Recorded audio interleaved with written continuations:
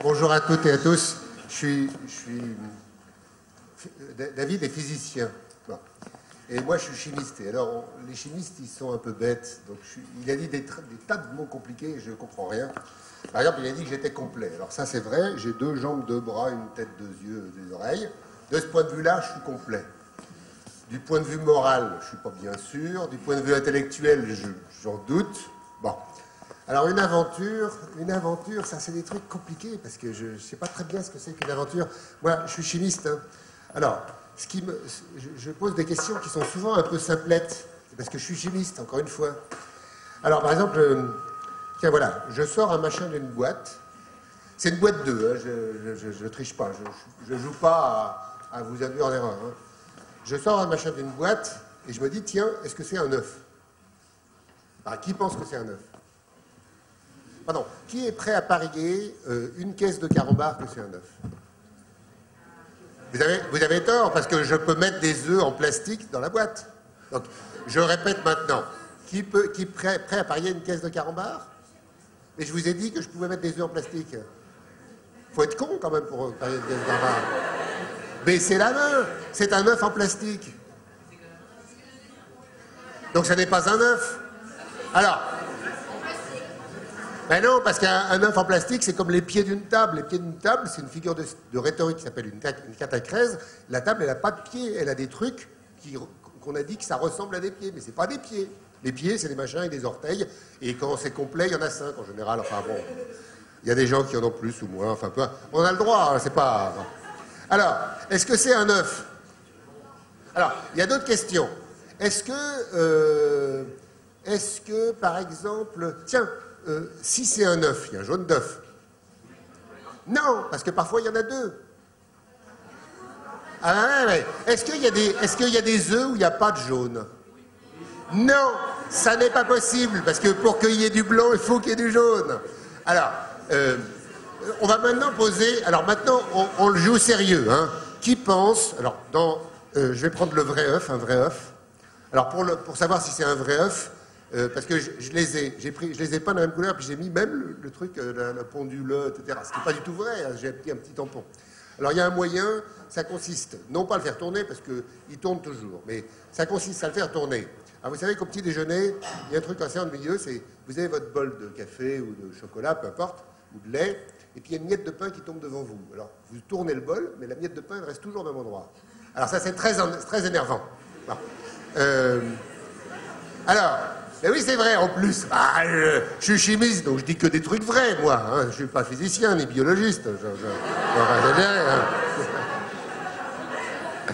Alors, donc, voyez, si je tourne un liquide, je tourne que le contenant, le récipient. Mais le liquide, lui, ne tourne pas. Hein. Du coup, si je mettais maintenant du miel dans un bol, je tourne le liquide, et comme le bol, mais comme le miel attache aux parois, il y a des frottements et ça fait tourner le miel. Bon. Alors l'œuf, si c'est un œuf frais, à l'intérieur, c'est comme du miel parce que c'est un peu épais. Donc si je tourne l'œuf, en réalité, ça fait tourner l'intérieur. Maintenant, imaginez que... Donc je tourne l'œuf, voilà. Moi je dis, là je suis en train de voir avec mes yeux de l'esprit, hein, que l'intérieur tourne aussi. Mais si j'arrête la coquille, l'intérieur continue de tourner normalement. Ah si, parce que y a pas beaucoup de frottement quand même. Et donc, si j'arrête l'œuf, l'intérieur continue de tourner. Je relâche l'œuf, l'intérieur devrait faire tourner la coquille. Alors on va bien voir si c'est un œuf. Je l'arrête et il repart. Donc c'est un œuf. Ah. Alors, non, il ne fait pas. Alors, maintenant, ah oui, alors. Vous avez vu, David, il a des baskets. Moi, je suis différemment habillé. David, il avait des tas d'idées. Questionner le monde. Oh, le monde! J'ai une question. Je comprends toujours pas. Alors, il est plus intelligent que moi, mais moi, je suis mieux habillé. Alors, je vais essayer de me mettre au même niveau, parce que sinon, je vais rester con, hein, je vais rester chimiste. Pardon, j'ai dit 2 gros mots, et ça va être mis sur le site de l'école, c'est pas bien. Donc, on va dire que je me taxe chaque fois que je dis un gros mot, donc je vais me reprendre. Je dis plus de gros mots. Maintenant, donc maintenant, on fait un vrai vote sérieux. Hein. Donc, il y a en général un jaune d'œuf, donc on va supposer pour l'instant qu'il n'y en a qu'un. Hein. Ce jaune d'œuf, il peut être en haut, au milieu ou en bas. Alors il est où? Alors, qui vote pour, on va dire, qui vote pour en haut? En haut, ça veut dire là-haut. Hein. Alors 4. Qui vote pour en bas? Oh là, beaucoup, là, je ne peux pas compter. Qui vote pour au milieu? Non. Majorité. Alors maintenant, quel est le plus grand musicien du monde? Qui vote pour Mozart? Pardon, je n'ai pas entendu. Michael Jackson. Alors, qui vote pour Michael Jackson? Oh, faut pas être malin pour voter pour Michael Jackson, quand même. Qui vote pour Mozart? Bon. Eh ben, non. Moi, je préfère Debussy. Donc, pour moi, le plus grand musicien du monde, c'est Debussy. Point. Et je me fiche, il y aurait 1 million de personnes qui diraient que c'est Michael Jackson. Je m'en fiche complètement. Pour moi, c'est Debussy. Bon. Alors maintenant, où est le jaune d'œuf? Là, c'est pas une question de sentiment. Donc, je repose la question. Qui est prêt à parier en vrai maintenant? On rigole plus, hein. Qui est prêt à parier en vrai une caisse de carambar? Une caisse de carambar, ça coûte pas une petite boîte, hein, pas une petite boîte grosse comme ça. Hein. Moi, je veux une caisse qui soit de cette taille-là. Alors, attendez. Donc, ça veut dire que ça va coûter. Alors, attendez. Ça va coûter. Un carambar, c'est à peu près cette taille. Hein. Donc, on va dire, ça fait 1 cm². Donc, il y a 1, 2, 3, 4, 5, on va dire 10 cm3. Donc, 10 cm3, donc 1 litre, c'est 1 décimètre cube. D'accord? Donc, c'est combien de fois ça? Non. Beaucoup, on reste un âne, quand on dit beaucoup. Non, bah non.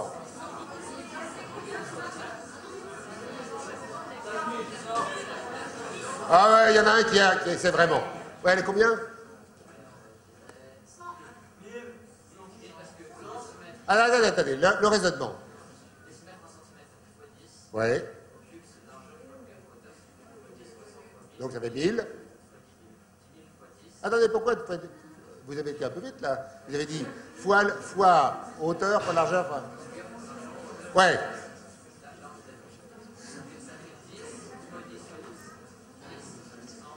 Attendez, 1 litre, c'est 1 décimètre cube. Donc pour passer du décimètre cube au centimètre cube, il y en a 1000. Donc il y a 100 fois 10. Donc il y en a 100. Donc dans 1 litre, il y a 100 fois ça. D'accord? Alors, il y a combien de litres dans cette boîte? Ah mais non, attendez.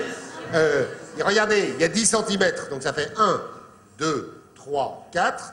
1, 2, 3, 4. Donc ça veut dire 16 fois 1, 2, 3, 4, 5, 6. 16 fois 6, on va arrondir à 15 fois 5. 15 fois 5, 150 divisé par 2, 75. Donc il y a 75 fois 1 litre, donc il y a 7500 carambars. Donc dans une boîte comme ça, il y a 7500. Ça coûte combien un carambar? On va arrondir à 10, parce que les calculs c'est difficile. Donc ça veut dire 75 000 centimes. Donc maintenant, on rigole plus, ça va coûter à celui qui se trompe 75 000 centimes. Et c'est en vrai. Hein. Et je vous rappelle que les parieurs, quand on ne tient pas son pari, quand on n'honore pas son pari, on vous coupe la main. En vrai de vrai. Hein. Bon. Alors, qui est prêt à parier une caisse de champagne qu'il est en haut de carambar? Mais oui, parce que je préfère le champagne au carambar. Excusez-moi. Alors, personne. Bon. Qui est prêt à parier une caisse de carambar qu'il est en bas? 75 000 centimes. J'espère que vous êtes riche. Hein. Ah, on coupe la main. Hein. Vous avez les moyens? Elle s'appelle comment? Non, mais avec un vrai nom de famille. Bon. Alors, vous pouvez me les donner, ça y est.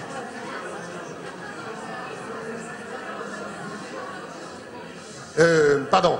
Je trouve que c'est imbécile de gâcher 75 000... Remarquez, ça fait que 750 €. C'est pas terrible. Hein. Parce qu'en réalité... alors, et puis, j'ai pas demandé qui veut parier, etc., que c'est en haut. Personne. Bon. Et 1, 2... Et je parie pas, moi.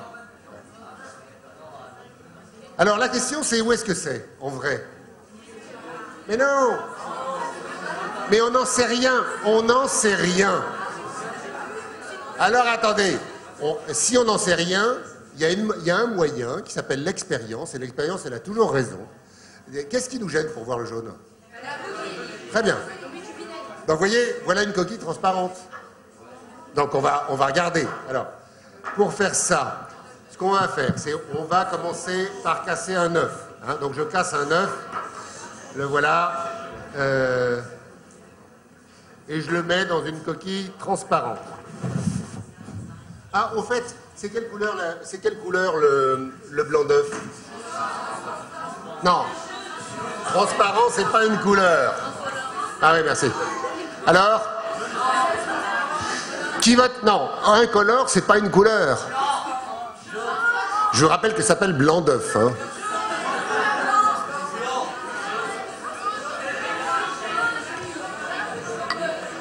On va commencer par ça, c'est le plus simple, c'est manifestement très jaune. Alors pourquoi est-ce qu'on appelle ça blanc d'œuf?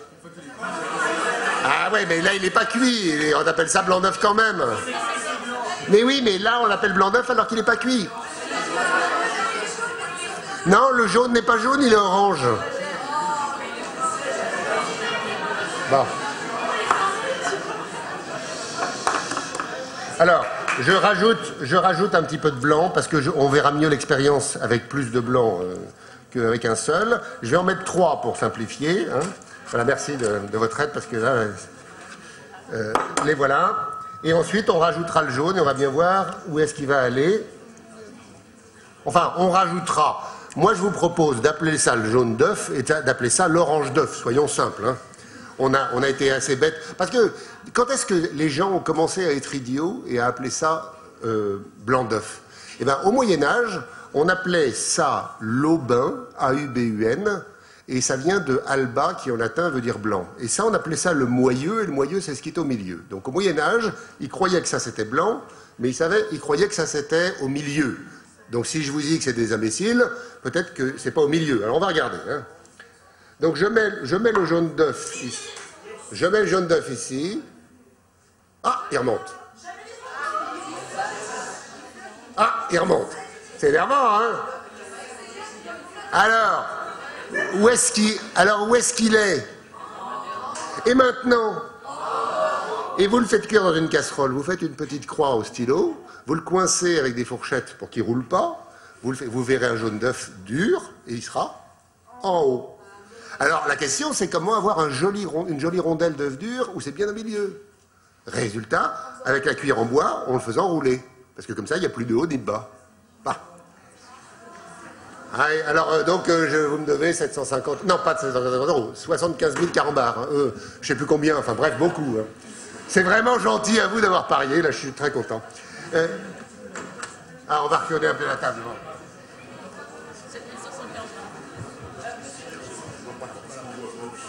Ah oui, alors, pardon.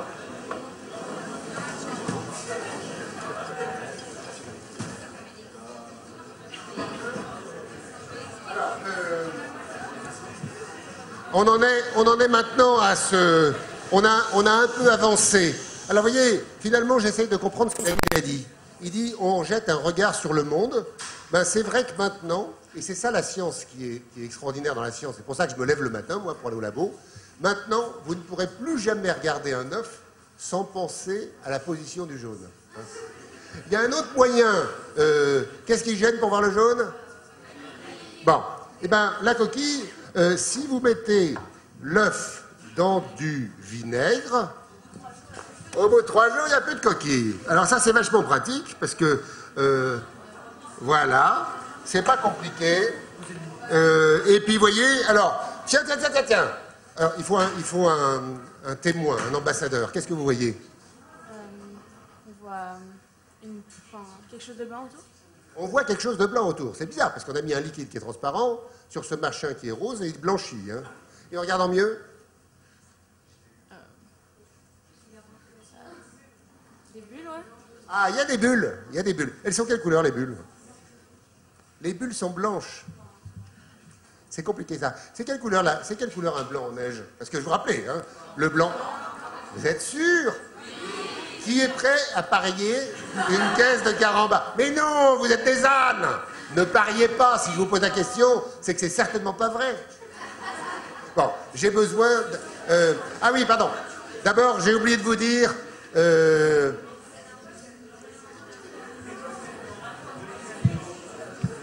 Il y a quelque chose de compliqué dans la vie, c'est que le monde entier demande à la science à quoi ça sert. Alors je voudrais prendre tout de suite la précaution de dire que ça sert à rien, sauf à produire de la connaissance, et la connaissance, c'est ce qui fait qu'on n'est pas des bestiaux. Donc c'est déjà pas mal. Maintenant, la deuxième réponse, c'est que de la science, on peut tirer des applications. Alors, grâce à David, on a ici de l'azote liquide, c'est-à-dire de l'air qu'on a comprimé qui est très froid. On va en faire usage pour montrer, non pas à quoi sert la science, mais comment, à partir de la science, on peut faire des choses qui servent à quelque chose. Mais avant ça, pour arriver à comprendre, il faut revenir à notre blanc en neige. Et le blanc en neige, il faut quand même s'apercevoir que donc, ça n'est pas blanc. Alors, j'ai besoin d'aide de quelqu'un. Est-ce que quelqu'un est très musclé? Non, il faut quelqu'un de très musclé. Venez.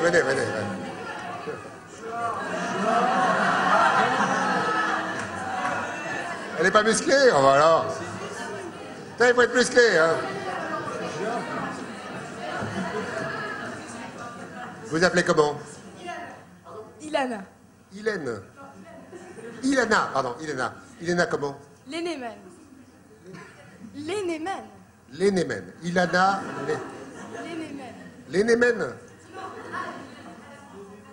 Ah, Lénémen. D'accord. Comme Superman, ouais, c'est sans doute pour ça. Ouais. Alors, donc on va lui donner un blanc d'œuf, hein, qui est jaune. Donc on appelle ça maintenant un jaune d'œuf, d'accord? Et maintenant, elle doit battre des blancs en neige. Alors on va l'aider quand même. Hein. Est-ce qu'il vaut mieux qu'elle ait ce fouet-là ou celui-là? Attendez, on vote. Qui vote pour celui-là? 1, 2, 3. Qui vote pour celui-là? Une dizaine. Qui vote pour celui-là? Attendez. Pourquoi vous votez pour celui-là, pour le petit? Parce qu'il y a moins d'équipes. Parce qu'il y a moins de... Ah, parce qu'il n'y a pas beaucoup de blanc dans la... Donc si on mettait plus de blanc, vous voteriez encore pour celui-là? Non mais attendez, vous avez voté, mais quel est l'objectif? Demandez blanc. En se fatiguant beaucoup ou sans se fatiguer? Sans se fatiguer. Bon. Alors, on va commencer par lui donner celui-là. Et vous n'allez pas trop vite, hein. D'abord, qu'est-ce que vous voyez ici pour l'instant? Alors, du liquide. Ouais, c'est pas mal. C'est bien, c'est un C'est un bon bon début, ouais. jaune Jaune, ça on a vu, ouais. et transparent. Et transparent, mais vous voyez pas le jaune? Début, Ah, il y a des bulles. Elles sont quelle couleur? incolore. Incolore. Bah, c'est des bulles d'air. Alors l'air, c'est transparent et incolore, hein, on voit bien ça. Donc il y a des bulles. C'est quand même bizarre de voir des bulles, parce que, regardez, quand il y a des portes bien propres en verre, on se casse le nez dessus, et c'est pour ça qu'ils mettent des bandes en plastique. Donc comment ça se fait que, vous voyez la bulle, là, elle est au-dessus du liquide. Mais comme elle est transparente, on ne devrait pas la voir. On devrait voir le liquide qui est derrière. Ah ouais. Ça fait gonfler le liquide, mais s'il y a du transparent partout, il y a du transparent partout. Regardez, est-ce que vous me voyez? Oui. Il y a de l'air entre les deux. Est-ce que vous voyez l'air entre les deux? Non? Ben là, c'est pareil, il y a de l'air entre les deux et on voit. On va bien regarder. Regardez bien la bulle, regardez bien parce qu'il y a au milieu... Alors, vous voyez rien, mais vous ferez l'expérience chez vous. Au milieu, il y a une grosse bulle. Hein. Vous voyez la grosse bulle? Mais oui. Non. Alors, regardez dessus. Il y a de la lumière. Oui, il y a de la lumière. Il y en a combien? Ouais, la lumière, elle est organisée comment? Ronde, elle est circulaire. La lumière est circulaire?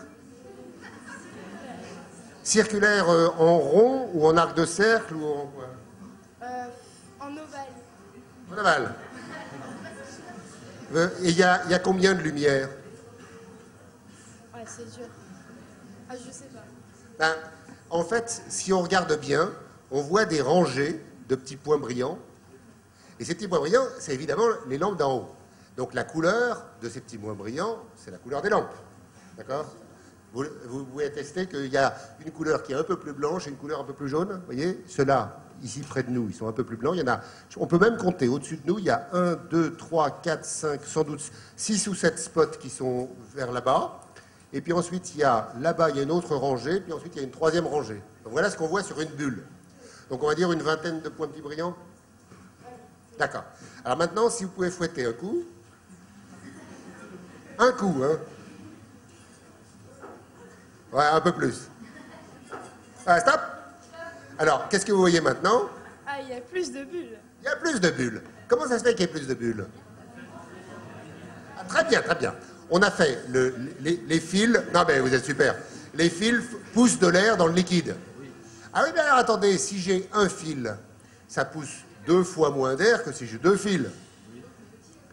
Attendez, donc ce qui compte, c'est le nombre de fils. Alors maintenant, comptons.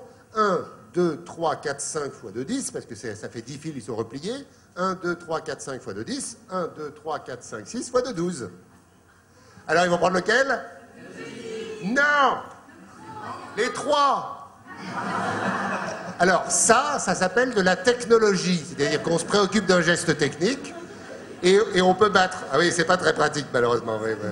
Bon, non, allons-y, alors. Ah, mais attendez. Les bulles, vous les voyez, les nouvelles bulles, vous les voyez? Oui. Non. Et vous les voyez comment? Belles. Elles sont superbes, absolument, oui. Non, mais vous les voyez parce que par-dessus, il y a les reflets, toujours. Donc ce qu'on voit, c'est pas les bulles, on voit seulement les reflets. Or, rappelez-vous, une bulle, 10 reflets. Combien il y a de bulles pour l'instant? Ordre de grandeur. Un ordre de grandeur. 50. Bon, maintenant, 50 fois 10, il y a 500 reflets. C'est son reflet de cette couleur-là. Tiens, en fait, si on mettait de la lumière rouge, quelle couleur seraient les reflets? Rouge. Rouge. Et si, donc, il y aurait 500 reflets rouges. Tiens, battons un peu, là, maintenant. Alors, il y a maintenant... Allez-y. Alors, c'est maintenant où on va bien voir si elle sait battre les œufs. Vous savez battre les œufs en neige? Vous savez? Non. Parce que vous avez le bras contracté. Et le bras contracté, vous allez avoir des crampes. Non, parce que l'épaule est contractée. Il faut être détendu. Voilà, un geste du poignet qui pousse de l'air assez rapidement. C'est mieux. Il y a un progrès. Hein. Ah, heureusement que je suis venu dans cette école, parce que sinon... Elle vous a appris, mais détendez le bras. Voilà. Je vais vous montrer. Pardon. Une seconde et puis après vous allez le faire. Hein. Vous voyez, c'est...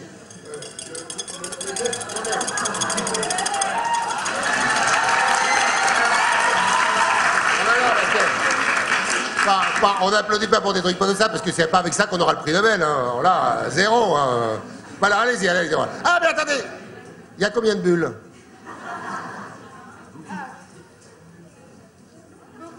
Ouais. Pardon, je m'arrête une seconde. Qui veut devenir demain plus bête qu'aujourd'hui? C'est vrai? Ah si vous décidez ça, c'est que vous avez déjà réussi. Bon alors, à part les gugus qui font le gugus précisément, on veut tous devenir demain plus intelligents. Oui, en vrai, ouais. Non? Si, oui, bien sûr. Alors la question c'est comment vous allez faire? Tiens, comment vous allez faire? C'est une bonne question. Ouais, bon, c'est pas une bonne réponse en revanche. Et vous avez une idée? Non. Alors lui, il sait pas. Il voudrait devenir plus intelligent, mais il sait pas. Non, vous êtes un gugus, donc vous pouvez pas. Vous? En venant à la conférence, par exemple. Ah, en venant à la conférence, lui, il a quelque chose à me demander. C'est de la flatterie, ça. Est-ce que c'est sûr? Parce que, vous voyez, tout à l'heure, on discutait avec David de la question de la musique. Il y a des gens, par exemple, Jean-Marie Laine, prix Nobel de chimie, met de la musique quand il travaille. Je posais la question à David. David ne met pas de musique, qui aime beaucoup la musique, ne met pas de musique quand il travaille. Moi, j'aime beaucoup la musique. Et il y a des jours j'en mets, des jours j'en mets pas. Mais imaginez que mon travail que la musique me rende plus intelligent pour faire mon travail. Ça voudrait dire que j'ai intérêt à mettre de la musique. Si ça m'empêche de travailler, j'ai pas intérêt à en mettre. Donc j'aimerais bien savoir, et je ne le sais pas, si ça permet de travailler ou pas. Alors maintenant, je reviens à la question. Comment devenir demain plus intelligent qu'aujourd'hui? Alors, intelligent, ça ne veut rien dire. Parce que, vous voyez, quand on fait les lacets de chaussures, vous pouvez me tenir le micro, s'il vous plaît? Merci. Il faut le mettre ici, parce que sinon... Alors, les lacets de chaussures. En gros, il y a deux méthodes classiques. Hein. La première méthode, on croise on passe par derrière, on serre. Et puis ensuite, c'est là qu'il y a deux méthodes. Il y a des gens qui font une boucle, qui passent par derrière et qui mettent dans le petit machin là. Bon. Alors il y en a d'autres qui font une boucle, et ils croisent les deux boucles. Voilà. Alors, il y a des... Alors, attendez, non, parce qu'en réalité... Oui, mais il me faut la cuillère en bois, s'il vous plaît. Voilà. Alors, vous voyez, maintenant, on peut analyser la question. Mettez le micro là, parce que sinon, ils n'entendent pas. Vous voyez, si je fais coulisser le lacet sur la cuillère en bois, il y a un peu de frottement, mais ça coulisse facilement. Si je fais un tour, il y a moins de frottement. Enfin, il y a plus de frottement et ça coulisse plus difficilement. Si je fais 2 tours, 3 tours, à ce moment-là, il y a beaucoup de frottement. Bon, premier point. Maintenant, imaginez que je fasse passer le fil en dessous.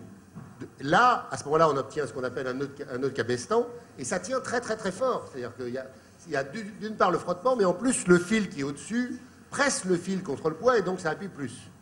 Alors, dans les deux sortes de nœuds, il y a des nœuds où il y a des frottements, simplement frottements, et puis il y a des nœuds où il y a des frottements, et en plus l'effet de nœud de cabestan. Donc il y a des nœuds qui tiennent mieux que d'autres. Or, imaginez que le matin, je me lève, je fais mes lacets de chaussures, je pars au laboratoire, et là, mes lacets se défont. Je me casse la binette. Donc, je ne suis pas intelligent du laçage de chaussures. Imaginez que je sois marié avec quelqu'un et que je me comporte mal et que je divorce 15 fois. Je suis très malheureux. Quand on divorce 15 fois, on est très malheureux, hein, en général. Ou alors, c'est qu'on aime ça. Non, on est très malheureux, et donc on n'est pas intelligent de son cœur. Mais donc il n'y a pas une intelligence, il y a une intelligence du cœur. Un athlète, il est intelligent de son corps. Hein. Et donc il y a des intelligences de la chimie, des intelligences de la physique. Alors moi, comme je suis un peu chimiste, j'ai trouvé une méthode pour devenir moins bête. Je demande aux gens intelligents comment ils font dans leur métier. Un musicien, un grand musicien, c'est le meilleur. Tiens, comment tu fais? Un grand physicien. Alors, il y avait un grand physicien qui s'appelait Pierre-Gilles de Gênes. Et Pierre-Gilles, un jour, m'a dit comment il faisait pour être bon physicien. Il m'a dit, quand je vais au laboratoire, je fais un jogging. Mais ce jogging, ça ne consiste pas à courir, enfin, on s'en fout. Ce jogging, ça consiste à calculer des ordres de grandeur. C'est-à-dire, je rencontre quelqu'un, ah tiens, alors, combien de cheveux sur la tête? Oh bon, les cheveux, ils sont espacés, pas d'1 centimètre, disons 1 millimètre. Donc, ça veut dire que sur 1 centimètre, il y en a 10. 1 centimètre. Ben, s'ils sont espacés tous les millimètres, ça fait 10.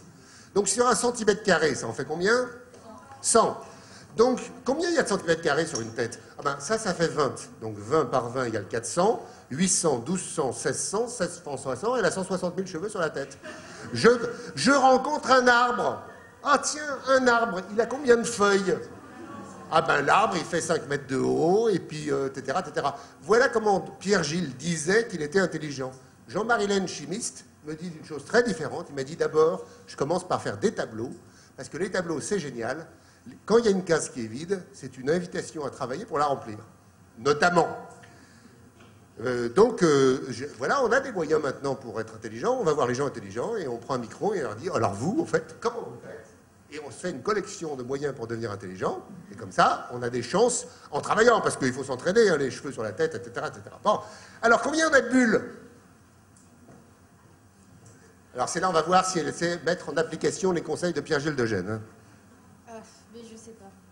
Ah non, faut pas dire je sais pas. On va calculer un ordre de... Grandeur. Grandeur. Une bulle, c'est combien? C'est quelle taille à peu près? 1 millimètre. Oh, bah regardez, 1 millimètre. Ah oui, ça dépend lesquelles. Alors on va choisir des bulles moyennes. Ah non, elle est grosse celle-là, oui. On va dire 1 millimètre. Oui, 1 millimètre, vous avez raison, 1 millimètre. Donc ça veut dire 1 millimètre carré. Hein. Il y a combien de millimètres carrés dans 1 centimètre carré? 100. Il y a combien de centimètres carrés là? Ça fait 10. 10 fois 10. 100. Donc 100 fois 100 égale 10 000. Mais il y a combien de couches de bulles? Ouais, une dizaine, non? Une dizaine. Donc il y a 100 000 bulles pour l'instant. Ah, mais attendez! Sur chaque bulle, il y a encore les 10 petits reflets. Donc il y a 100 000 bulles, mais il y a maintenant 1 million de reflets. Ces reflets sont blancs. Mais imaginez que la lumière soit rouge. Quelle couleur seraient les reflets? Et quelle couleur serait le blanc-neige? Rouge. Ah oui, rouge, parce que c'est des reflets rouges. Alors du coup, tous ceux qui avaient dit que le blanc en neige était blanc, ils sont plantés. Ça n'est pas vrai. Le blanc en neige est de la couleur de la lumière qui l'éclaire. Et en réalité, il est jaune. Ah, mais ça ne changera rien, il y aura plus de reflets et ça sera toujours la lumière. Hein. Bon, alors allons-y. Au fait, quelle est la couleur à l'intérieur d'un blanc en neige? Jaune. On n'est jamais allé, mais on peut les regarder. On peut mettre une petite caméra. Alors, je vous offre la question. Ah, pardon. Qui a une méthode infaillible pour draguer?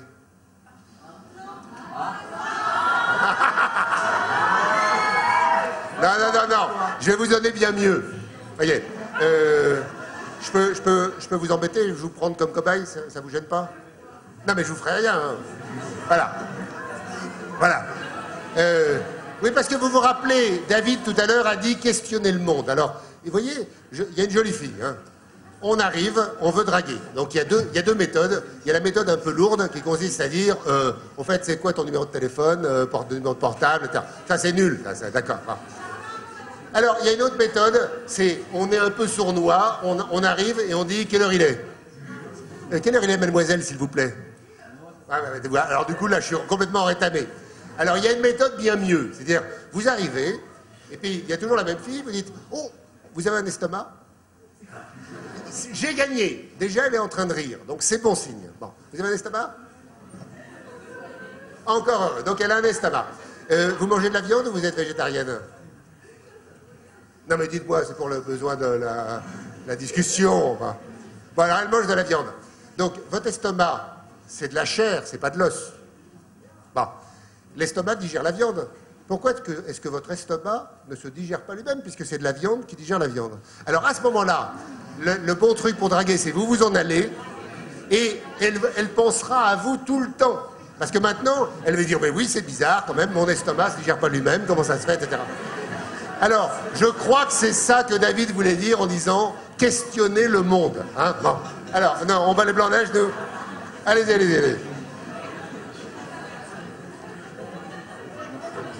Ouais, bien détendu, ouais, c'est bien. Ouais. C'est pas mal, hein. Enfin, c'est pas mal, mais c'est pas aussi bien que moi, hein. Rappelez-vous, je suis pas... Ah oui, pardon. Il y a un truc très important, il fallait absolument que je rectifie tout à l'heure. Il y a quelqu'un dans l'introduction, mais continue à battre, hein. Dans l'introduction, il y a quelqu'un qui a dit qu'on allait parler de cuisine moléculaire. Vous avez vu, c'est pas vrai du tout. Hein. Moi, mon métier, c'est pas la cuisine moléculaire. La cuisine moléculaire, écoutons les mots, c'est de la cuisine. La gastronomie moléculaire, c'est de la... gastronomie. Super. Et la gastronomie, c'est quoi? Alors, définition donnée en 1825, quand le mot a été introduit en français, c'est la connaissance raisonnée de tout ce qui se rapporte à l'être humain qui se nourrit.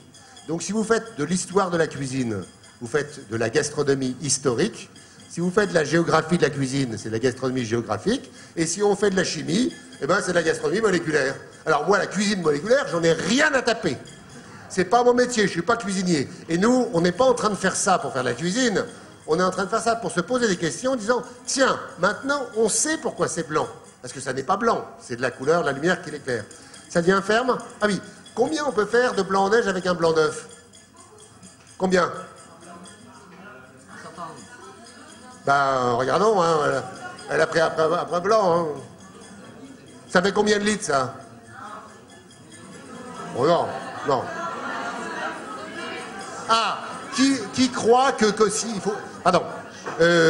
Il a été écrit dans des... Continuez, c'est pas assez ferme. Il a été écrit dans des livres de cuisine qu'il fallait toujours tourner dans le même sens. Ben, vous voyez, c'est idiot, parce que ce qui compte, c'est de mettre des bulles d'air dans le liquide. Donc on les met dans ce sens-là ou dans ce sens-là, ça ne changera rien. Bon. Ça devient pas mal. Est-ce qu'il faut une pincée de citron? Est-ce qu'il faut du sel? Qui a déjà pris un blanc d'œuf divisé en deux, mis du sel d'un côté ou du sucre ou du citron, et pas de l'autre moitié, et a comparé le volume? Personne.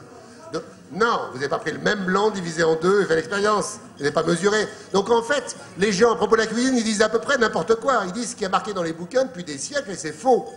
Alors là, ça devient mieux ou ça devient pas mieux? Ça devient pas mal. Hein. Un peu mieux, pas beaucoup encore. Hein. Alors pendant ce temps-là, pendant qu'elle bat, on va faire une expérience de chimiste. Vous voulez pas venir le... Oui, vous allez m'aider. Hein. J'ai donc pris... Ah oui, mais on n'a pas le droit de boire d'alcool dans les écoles. Vous pouvez tenir le verre, s'il vous plaît? Passez de l'autre côté pour pas le... Voilà un excellent... Ilena, c'est russe? Ilena, c'est russe? Non, c'est pas russe. Bon. On va dire que c'est russe. Hein. Donc elle est russe, et donc les Russes boivent de la vodka. Vous pouvez bien lever, montrez-leur leur... Non mais là, il ne voit pas parce qu'il y a votre main devant. Ouais. Voilà. Alors, on met un peu de vodka.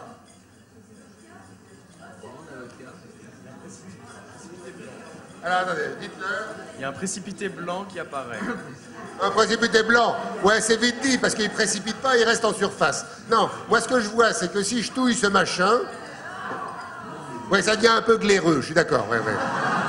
Ben, pourquoi ça fait rire ce mot-là? Vous savez que glaireux, l'étymologie c'est clarus, ça veut dire clair, c'est-à-dire transparent. Donc c'est pas glaireux en réalité, parce que c'est opaque. Voyez, oui, on a fait un œuf poché. Est-ce que c'est chaud ou est-ce que c'est froid? C'est froid. Alors, la question c'est, est-ce que ça c'est cuit? Non. Alors, qui vote pour oui? Qui vote pour non? Qui vote pour je ne sais pas? Voilà, c'est les meilleurs. On applaudit ceux-là, ils sont très bien. Voilà. Parce que le dictionnaire c'est plein de trucs faux aussi, hein. Comme Wikipédia. Le dictionnaire dit que cuire, c'est transformer un aliment en le chauffant. Mais regardez, prenez un poulet rôti, prenez un poulet qui est dans votre congélateur. Vous le sortez, il est chauffé, il se transforme, mais il n'est pas cuit. Donc transformer un aliment en le chauffant, c'est pas la définition de la cuisson. Et en revanche, ça qui est coagulé, on l'a pas chauffé. Donc il y a un vrai problème. Donc les mots, alors c'est là, si vous deviez retenir qu'une chose de la conférence, Lavoisier, qui était un grand homme, on va dire, un peu plus grand que moi, Lavoisier a dit la science, alors écoutez bien, c'est le moment où il faut écouter, le reste on s'en fiche, mais là c'est important. La science étudie les phénomènes, c'est-à-dire que le ciel est bleu, pourquoi le ciel est bleu? Il y a une montagne, le Mont Blanc, pourquoi il n'y en a pas à Paris? Alors, la science étudie les phénomènes, nous les étudions avec des pensées. Pour le ciel est bleu, il faut étudier faut penser que le ciel est bleu. Mais Lavoisier dit, et les pensées, on les a par des mots, le ciel est bleu. Conclusion de Lavoisier, on ne pourra pas perfectionner les sciences si on ne perfectionne pas le langage, et vice-versa. Et pour être bon en sciences, il faut être bon en français, et pour être bon en français, il faut être bon en sciences. Voilà. On l'applaudit, il a mis son doigt dans la vodka, et il est très bien. Hein. Alors pendant ce temps-là, Ilana, elle a battu. Est-ce que c'est bien battu? Moyen. Ah ben vous n'êtes pas rapide. Hein. Non, il est parfait, ouais. Alors quand est-ce qu'on sait que c'est bien battu? Eh ben, attendez, on va retourner. Hein. Mais c'est...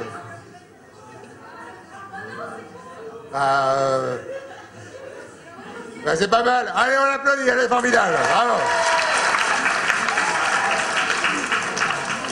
Ouais, mais elle est... Alors, est-ce qu'elle est formidable?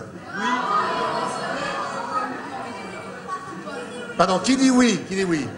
Bon, qui dit non? Eh ben non, une autre question. Qui est-ce qui peut me dire ce que le mot formidable signifie? Alors, parce qu'avant de dire qu'elle est formidable, il faut quand même savoir ce que ça veut dire, c'est formidable. Alors, formidable, en français, ça veut dire qui fait peur. Je suis désolé pour vous. Est-ce qu'elle est... pardon, vous avez vu, elle a un petit vernis à ongles. Est-ce qu'elle est sophistiquée?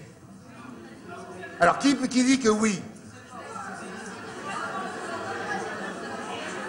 Qui dit que non? Qui sait ce que ça veut dire sophistiqué? Oui? Pardon? Ah, pas de bol. Non, il n'y a pas Sophia la sagesse. Non, sophistiqué, quand on met des produits dangereux dans un vin, ou quand on met du lot dans le lait pour le vendre plus cher, en quelque sorte. C'est-à-dire, imaginez que vous ayez une vache, elle vous fait 10 litres de lait. si vous vendez 10 litres de lait, je ne sais pas combien ça coûte le litre de lait, mettons 1 euro, vous vendez 10 euros. Mais si vous mettez plein de flotte, vous vendez plus de lait. Mais c'est malhonnête. Alors, la malhonnêteté pour les vins, ça s'appelle le frelatage et la sophistication. Et le malheur, c'est que les femmes qui mettent des maquillages, elles frelatent en quelque sorte. C'est ce qui est considéré. Et du coup, on a dit sophistiqué. Mais comme les femmes, c'est la plus belle moitié du monde, eh ben, tout le monde a dit, sophistiqué, c'est bien. Mais en réalité, c'est du frelatage. Alors, est-ce qu'elle est sophistiquée? Ah, ben, vous n'êtes pas sympa avec elle, alors avant.